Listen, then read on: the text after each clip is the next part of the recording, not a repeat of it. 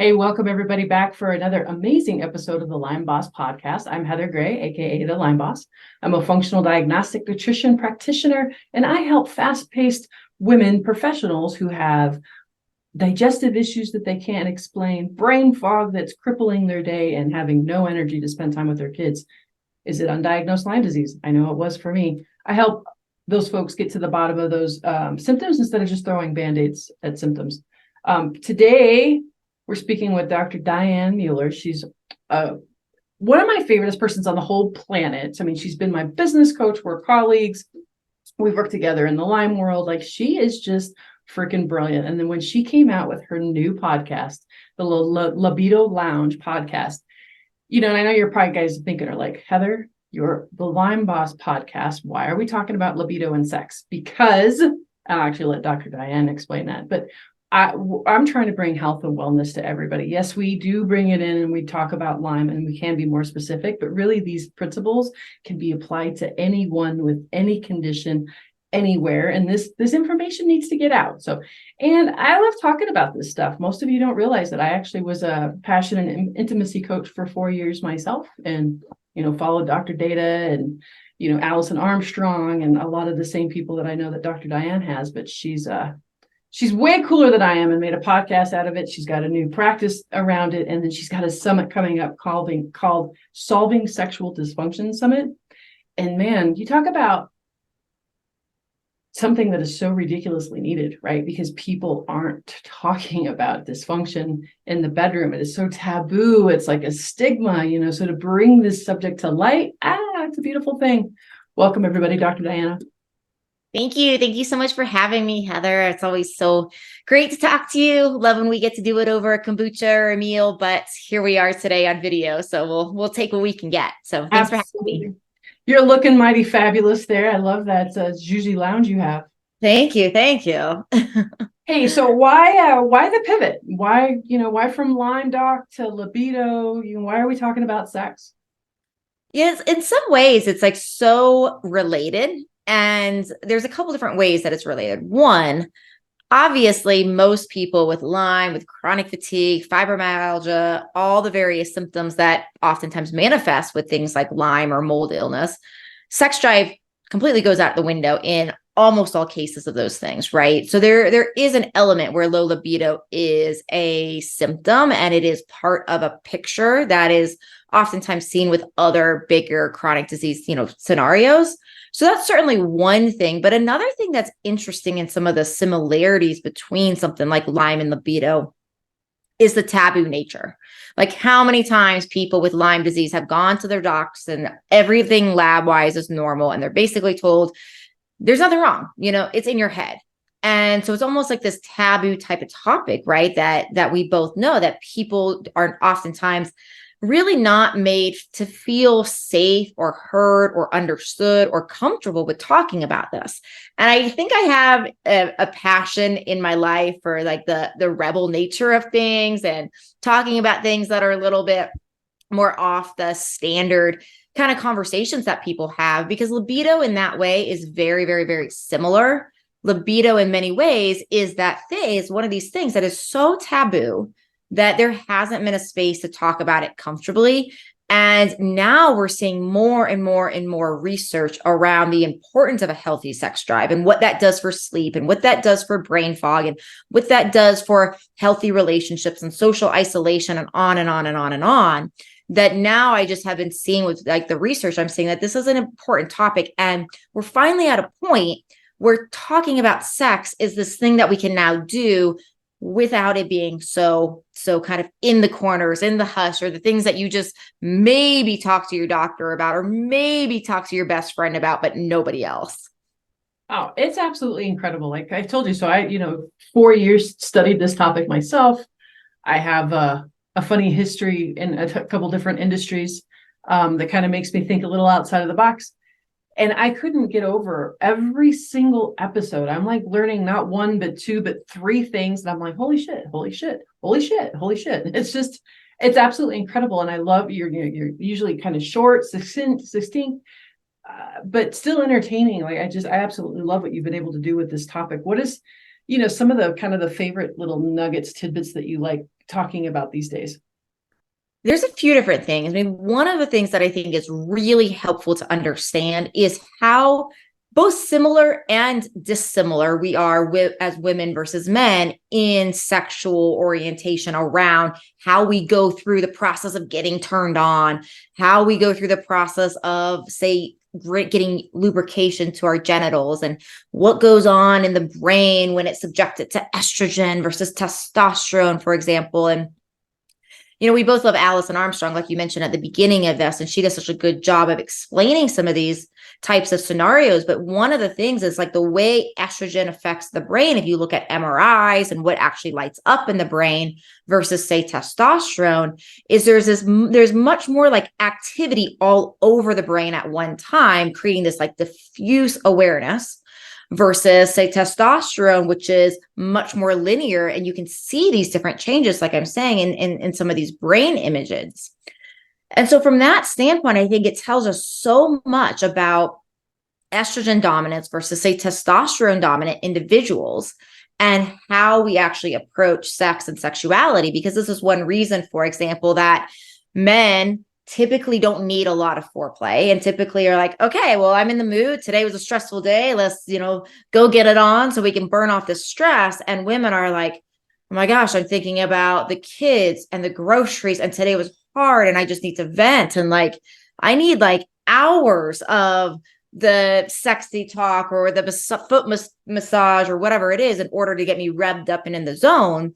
And that discrepancy, I think, is not talked about so much. So oftentimes there's this thing that will happen where man might approach woman, and man might be like, oh, wow, I'm getting the cold shoulder. And all of a sudden, like, I tried, she's not interested. And woman might be like, oh my gosh, like, he just expects me to be ready for sex after a long day in 5 to 10 minutes. So nobody's talking about how we function differently in this sphere.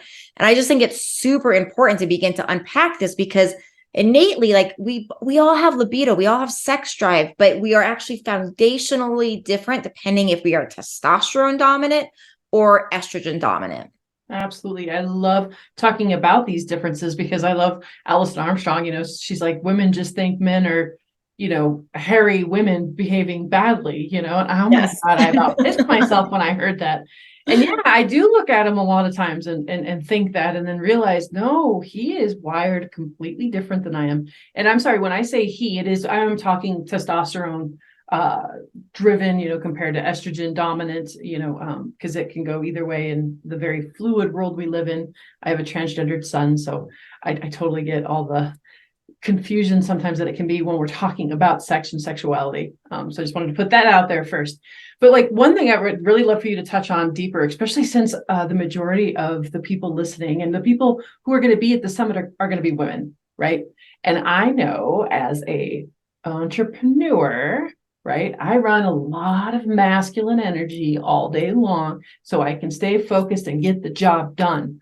Now, I have a slight issue with then transitioning into my feminine that will help turn my partner on and actually get me going. Because see, the sad part is when I still come at dinner at that very masculine energy, and I'm like, why doesn't he want me? Why doesn't he desire me? Well, it's because I'm acting like I have bigger balls than he does. So to all of our women entrepreneur out there who have the same kind of issues, what do you suggest for stuff like that?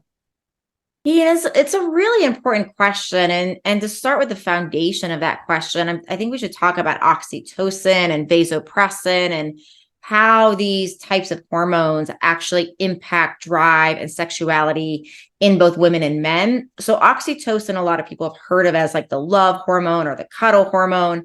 It's released in high amounts when we orgasm, but more as estrogen dominant individuals. And, I appreciate you bringing up the transgender thing. This conversation I'm talking about knowledge-wise, mostly from cisgendered people, and I don't say that from exclusion perspective, just from the perspective of this is the group that I have spent most time researching and studying and know. So I just want to speak from a place of experience. And so when I'm talking about estrogen dominance, right, and estrogen dominance in the brain and the impact of oxytocin. So if you are an estrogen dominant type of individual, oxytocin is something that you will release at orgasm and you will respond to it way more than men, because there's more receptors in the brain for oxytocin. So men have a tendency to have a different hormone that predominates orgasm, which is vasopressin. And so that's part. Vasopressin is like this bonding almost that is also related to like bonding through How like have I never heard of that? I have no idea. I mean, I have no idea. And like not from the standpoint of you, but just from the standpoint of like most people haven't heard of this. No, that's what I'm guessing. I'm an Yeah. educated practitioner. I'm like, how have I not heard of vasopressin? Right. And vasopressin, like we think about it for other things. Like we think about it for like kidney function, but we don't think about it for like bonding, right? Vasopressin, we think about for certain things in medicine, but this part about bonding is really left out.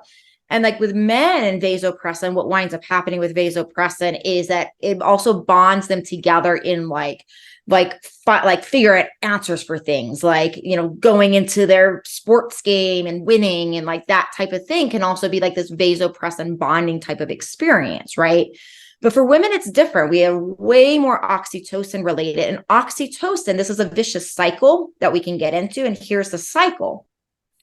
Oxytocin is a hormone that, yes, we release at orgasm, but it is amazing for combating stress. So the more oxytocin we have, the more we begin to relax, calm down, shift out of that thing that happens because of how our brain lights up as women, where we're thinking about so many different things at once. And we are natural multitaskers because of the way our brain is oriented. And oxytocin helps to pull us out of that and into the moment and the pleasure of the moment. Well, so we have this vicious cycle, right? Where it's like, well, stress will not make us tend to want to do the types of activities that say help with oxytocin. And then we don't have the oxytocin to combat the stress. So oftentimes when it comes to things like intimacy and beginning to get oneself in the mood, kind of to answer your question, like, where do we begin? We're overwhelmed, we're in our masculine, we're coming home, we're tasking. This is where the longer foreplay and the longer embodiment practices really come in, because we want to get that oxytocin going. And so this is where it's like coming home and sitting on your couch with your dog for 10 minutes, if that's an option, and just cuddling and not doing anything, grabbing your kids, if you have young kids, and saying, hey, it's like cuddle time with mom right now, right? Hugging your partner for a long, 10 minutes, but something that is really going to help you drop into that oxytocin. That is not about that intimate moment, right? We're not there yet. We need this longer foreplay to drop into that oxytocin and that pleasure center. So, and cuddling is like amazing for it. Petting animals is amazing for it. So it's a really just simple, like 10-minute activity. Like you're home from work, it's a stressful day. If you can do it, 10 minutes, oxytocin activity. And then usually from the standpoint of like the rest of the evening, if you're going to have an intimate relationship with your partner, like right before, say, bed, oftentimes for busy couples, it's good to fit it in earlier in the evening because people get tired. But if you're going to have that later in the evening, then, the thought is like, once you get that oxytocin going, how can you find little ways of flirting with each other, of like, maybe you're passing each other in the kitchen and, you kiss each other on the cheek, or you give each other a little pat on the booty, or whatever it is, right? Just something there's that continual engagement, that foreplay. I'm here. I love you. And all those kind of things really help the woman to tend to get primed, especially when we've had long overworked days. Absolutely. I love non-chemical, that are healthier scents, like essential oils help, dancing helps, Epsom salt baths help ground me and kind of dissipates that. But really what I'm hearing is sometimes it's just space and needed not to have structured, right, time. Women need to meander. We need to putter, right? Yes. There is definitely benefit to the putter for sure. I know if I've not had enough time, if I've gone days and days and days with no puttering time, like I get a little out of whack and I just need to, and my husband knows now. He's like, did you get to putter today? I'm like, I did. It was great. I'm going to the meadow. I love, that's another Alison Armstrong thing. I love going to the meadow. Yes, exactly right. Exactly right. Tell us a little bit about some of your, favorite speakers, topics that you have coming up on this summit. Yeah, we have so many good people. So we have Tease me, Dr. D. we have an amazing person called Alice Adams. And what I love about Alice is she talks to us about Kegels. And so some of sexual dysfunction has to do with, to say, pelvic floor not working correct. Maybe there's pain, maybe there's numbness, maybe there's vaginal atrophy from a woman's standpoint. And so many people are just taught to do Kegels. And it's just like, okay, well, squeeze your P muscles, pretend like you're not urinating, right? And when you listen to her talk, one of the things she actually talks about is how many people are taught to do Kegels incorrectly. And that can actually be worsening the problem. So she takes people through exercise of actually learning how to do Kegels correctly. So that's a really cool one. I interview this amazing founder of this sexual massager company called Mystery Vibe. And they've actually gotten their sexual massagers at FDA approved medical devices. And what they're finding is, because they have about a dozen research studies across the world on their massagers. And what they're actually finding is they're finding pelvic pain reduction with 3 times a week use for 12 weeks. So they're finding that in women. They're finding support with prostate cancer, as far as helping with recovery, post-treatment in men, a lot of other really interesting things. So that's usually these sexual massagers. We're talking to relationship coaches. We're talking to other pelvic floor specialists that are really teaching how to gain more genital confidence, how to basically, because a lot of people, and we actually see research on this, a lot of people, especially women, have actually never gotten to know their own anatomy, right? We're never really taught to like how to actually look at yourself for the first time, or the value of this, or the fact that all vulvas are supposed to look differently and that's normal. And like people think so easy to see like a flash of porn and be like, oh, that's what this is supposed to look like. And that's not true. So we kind of break down some of that from a confidence standpoint. We talk about how to have the right type of sex. I interview BB Broska, and she has one of her theories is that a lot of times people, when they're not feeling aroused and like they have a sex drive, it's because they're not having the right type of sex, right? They're not having the type of sex that actually is making them feel filled up. So then we talk to relationship coaches about, well, how do you have those kind of conversations, right? If you have never talked to your partner about what is actually beneficial to you in the bedroom, let's say you have 20 years of doing it as one way and it's actually not working for you, how do you begin to have that conversation? And on and on and on and on. So I'll pause there. So after you spoke with her, you put out a podcast on that topic. I did. Okay, I was like, this is sounding familiar. That was actually one of my favorite topics that you did. That was just so well done, because yes, I mean, like, this struggle is real. Like, you get your favorite car and you're excited, and then after so long that excitedness wears off. Like, if we're just humans, it's human nature, and to be able to bring heat back into the bedroom, bring excitement and pleasure and curiosity. Like, I just loved that topic. So I'll be interested to listening to her. That's awesome. Yes. Yeah. It's really important stuff, because it's like, we do talk about hormones. We do talk about how to get in the mood. We talk about all sorts of things, right? I have Dr. Joel Kahn on there, and he talks about circulation. And it's a really important point, because so many times with men, we think erectile dysfunction and that circulation type of component with that's where we get a lot of the sexual dysfunction drugs for men, is based upon circulation, but also for women. Like, women really need circulation to help with proper lubrication. And so, and one of the things that Dr. Kahn talks about is how cardiovascular disease is oftentimes a first line symptom of that libido issues is a first line symptom of cardiovascular disease. So, and sometimes men think about that, but for women too, it's like, oh, low sex drive could actually be a sign that maybe you have some plaque on your arteries. Maybe there's not as much blood flow. So we're looking, it's like libido is very interesting, right? Because in some ways it's unique, standalone, say, imbalance, right? And in other ways, it's a symptom of that something's out of balance. And then we use it like we do other symptoms to figure out what is underlying that root cause that is actually driving that. Oh, absolutely. It's something that I say quite often is no matter how common a symptom may be, it is never normal, right? It is always your body's check engine light. But we have normalized so much crap. We've normalized ED, we've normalized dementia, we've normalized.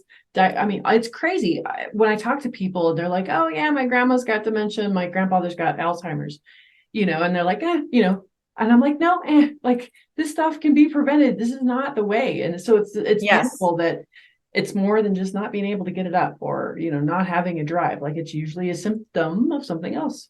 Exactly. Exactly. And I think, just to relate it to back to the Lyme community and the chronic infection and chronic disease community, one of the things it's like, obviously, when you're not feeling well and you're just trying to manage like surviving and working or not working, like wherever you're at with the severity of this, obviously, you're not probably thinking about sex much. But one of the other things I hope you get out of this conversation is like oxytocin. These hormones that we're talking about are ways of helping manage your nervous system. We know with these types of diseases, like Lyme, like mold, like chronic illness, we know there's so much sympathetic nervous system activity. We know there's that fight or flight. We know there's all that adrenaline. Naturally, that's part of surviving, right? And so even if you're like, well, I can't work on libido right now, I don't even have time or the energy to take my kids to school or brush my teeth, or the pain that goes with this sometimes, think about oxytocin. Think about like what you can do, whether it's cuddling with your kids, cuddling more with your partner, cuddling with your animal, to start actually bringing in more oxytocin as a way of self-regulating your nervous system, even if you can't get to the sexual intimacy part with where you're at on your healing journey. Absolutely. Absolutely. All right. So we're getting ready to wrap up. Is there any final nuggets that you want to drop on us before you leave? I think the last thing to say is I feel like there's so much misunderstanding about what sex and what sexuality is supposed to look like, it's supposed to be like. And, there's a lot of different reasons for this. Society, porn, like I mentioned, there's a lot of different reasons for this, right?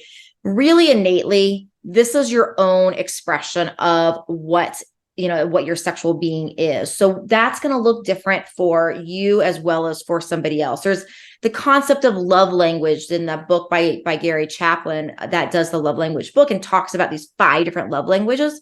Same thing is true for sexuality. We have our sex languages, right? And these are the different ways that we engage intimately, that we get turned on, that we show our love, that we show our connection to another human being.